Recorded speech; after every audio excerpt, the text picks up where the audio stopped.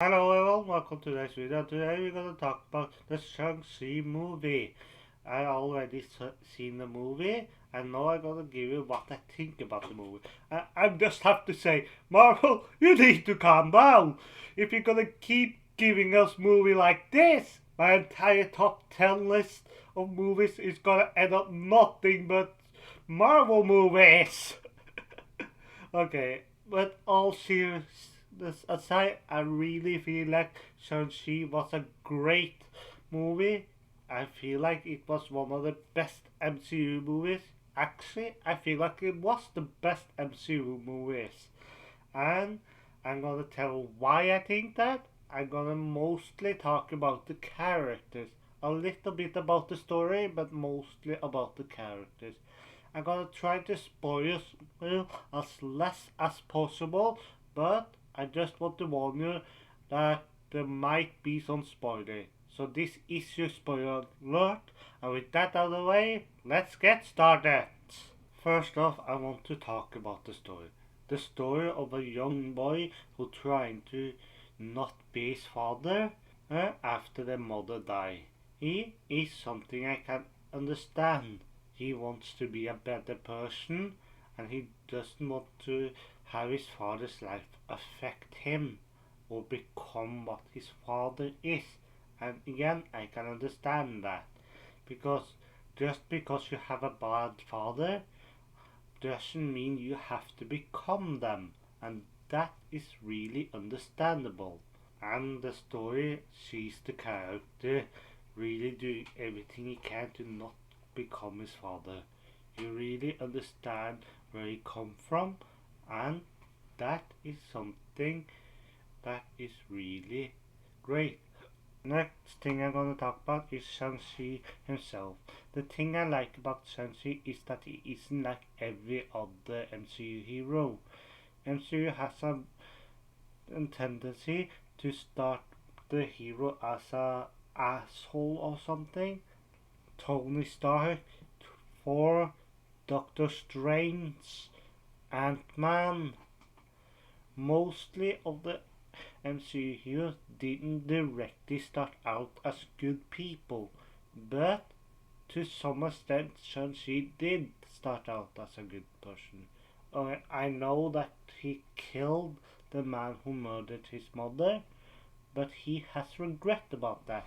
He's going with his life trying to prove that he's not his father, that he can be a good person, and that is something I feel remarkable. Even defending his mother village, this, and that is pretty great. I like everything about his character. He's one of the best protagonists in the MCU. I can't wait to see what he will do later. I also want to mention a little bit about Katie Chen. I really like her character. She is a bit of a side character, I admit that, but she's really one of the better side characters there is in the MCU. I really like her character. I think she's funny as hell. I think that seeing her in the Shang-Chi movie was a great time. And I'm not gonna talk much about her, but I really like that she become really great with the bow. And that's mostly what I'm going to say about her. And now I'm gonna talk about Xiangling. I really hope I was managed to say that right. That is something I think I'm gonna have a problem saying. But Xiangling is a great character. She is, in my opinion, the best side character in the Shang-Chi movie. I really like the fact that even though is a bit like her father, she isn't completely evil like him. She just wants to have a small empire of her own, and that is something I can understand. She has lived under a strict father that almost not recognize her. I was going to say, but I really like that she is a real fighter. She could kick Xiangling's ass if she wanted to. Either I think she will win most of the fight they had. she will still give him a run for his money. And again, I'm not gonna talk really much about her. She's a great character. I really want she's ending up in a Shang Chi sequel because I really want to see what they will do with her later. Coming up next is Trevor Slattery. He was the villain of Iron Man 3, or one of the villains. He wasn't the main villain, but that's besides the point. The thing is, he wasn't great in that movie, in Iron Man 3. He was really bad character there. But in this movie, he is funny as hell. I can't help but laugh a bit each time I see him almost. I feel like he always doing something funny. He's a comical release, and that is something I think suits his character even more.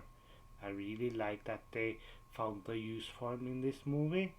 I wasn't quite sure what I thought about the movie first, but I heard he was gonna be in it. But now I really love that they did, because I couldn't see this movie without him now. Such a funny character deserves to be mentioned. And with that out of the way, let's go over to the next one. Now I want to mention Xiangling and Yin Nan in the same because I feel like they're pretty similar character.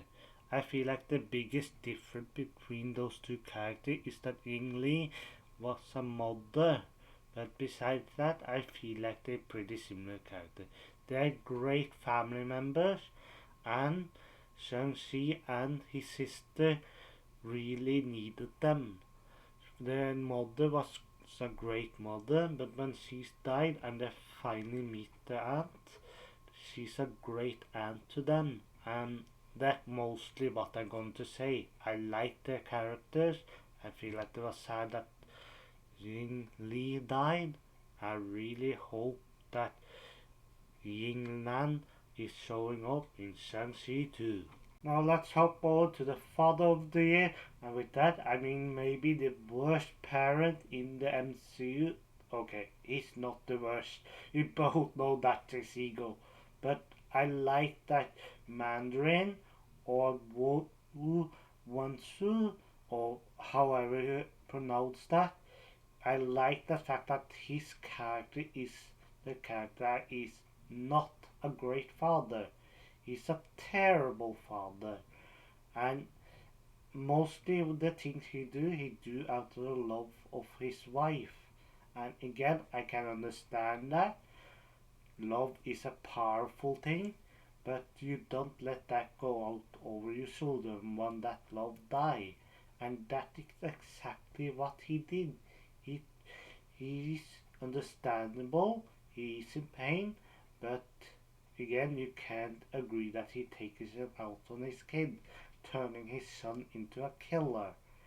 And you can also, when he start getting tricked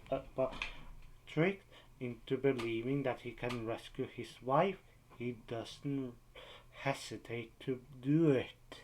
And that is something I really feel complements his character. He's really willing to destroy an entire village just to get his wife back, the village that his wife lived in, and that is a bit despicable.